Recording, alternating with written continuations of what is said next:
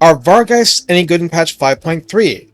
Not that I doubted, but not just are they good, in the right hands, like mine, they can do some really evil things. The AI loves to waste these guys in YOLO charges. Resist that temptation and find new dark delights, for Vargheists can feast on, well, in terms of tactics, on armored targets that give the rest of your forces huge fits with regularity. Recruited for 1000 dark magic and 250 upkeep. You'll notice this is barely above Graveguard with halberds. On Ultra, this gets you 16 entities with 6020 health between them, which is a lot less health than Crypt Horrors for reference. Armor is 10, which is another key weakness of the unit. So all the stuff I'm going to say about their offensive clout must be balanced with their having the armor of soft wool. There are no inherent resistances to help.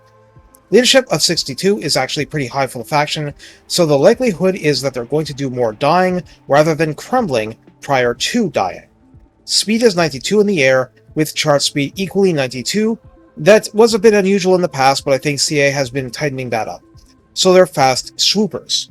Melee attack begins at 40, a very good starting point. Attack interval of 4 is straight down the middle. Splash target size of medium means they'll splash normal cavalry on down, and max targets damaged of 3 is ogre-like, which might well be for the best because you want them reliably killing entities as well.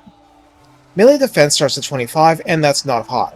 Certainly not compared to the offense, but what did you really expect here? Weapon strength is 100, split between base 30 and armor piercing 70.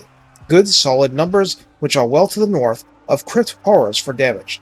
But we know horrors are thicker, spread their damage more, and regenerate full time. Charge bonus here is 26, which is a lot less than I'd prefer, but goes on top of very decent starting melee attack, and massive 1300 means they're okay at pulling out of stuff. Not the best, far from the worst, which would be carrier. It's not close. This is not the end of the story. Besides standard undead features and flying, the unit causes fear, it does not cause terror. In addition, the unit has the Hunger, which means that once it gets into melee combat, it's constantly regenerating, which is great because it sure won't regenerate just flying around twiddling claws. For a unit that's relatively squishy, we know it wants to be in combat. Also, it has Frenzy. That's important. Let's revise our prior math. Melee attack plus 10 to 50, charge bonus. Let's guess that's rounded up to 29. Weapon strength definitely goes up to 110. Split base 33 and armor piercing 77. That's better, isn't it? That's a strong offensive option with the convenience of flight and a chin of glass. Now we're ready for the Redline skills. Creatures of the Night adds plus 12% weapon strength and plus 12 flat charge bonus, raising 26 to 38 before Frenzy kicks in. By the power of math, I divine that to be a 46% increase before Frenzy. So if you're potentially looking at what? Melee attack 92 and weapon strength 156. We just added 12%, so weapon strength 173 on the first wave of attacks. I'm giving you context for what this does to the enemy. At rank 7, Flying Horrors, I'm sure you saw that one coming. Rance plus 5 melee attack plus 12 flat charge bonus again, and missile resistance 15%, which is darkness sent, because shooting Vargheists is one of the ideal ways of erasing them. Charge bonus 26 plus 24 is of course 50, plus 10% is 55, so we're just over double the starting figure. In the tech tree, Vargheist techs start where Dire Wolves techs left off. Invoke Animalistic Hunger is a side branch granting speed plus 10% and melee defense plus 5, and since melee is the only place you want them, and their value started low, plus 5 to melee defense is highly desirable. The other, speed on the charge, speed to dance around arrows and bullets, it's all good. Beastmaster gives you minus 10% upkeep cost, and minus 10% recruitment and raise dead cost. Blood Hunts is another side branch that grants you plus 2 recruit rank from the forest building chain from which you get Vargheists in the first place, unless it's Braze Dead.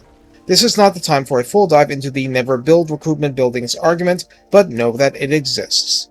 Now then, how do we use Vargheists?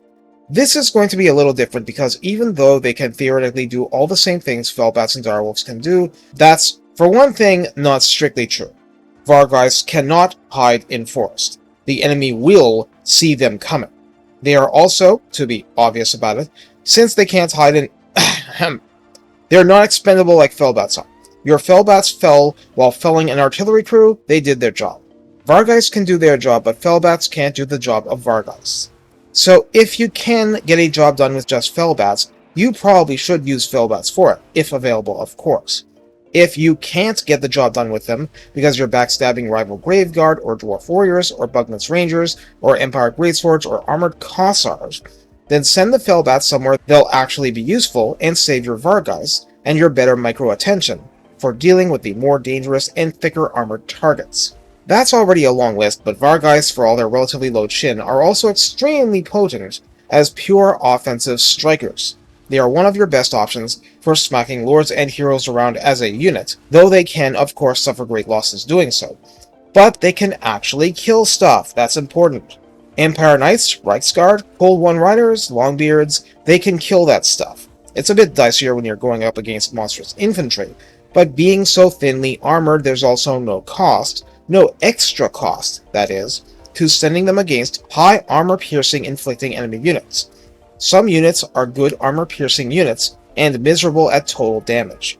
Conversely, the absolute last thing you want to do is have them beat on low-tier, low-armor anti-large infantry, because that's a waste for you not only in the quality of damage you are inflicting, but the quantity of damage you are taking.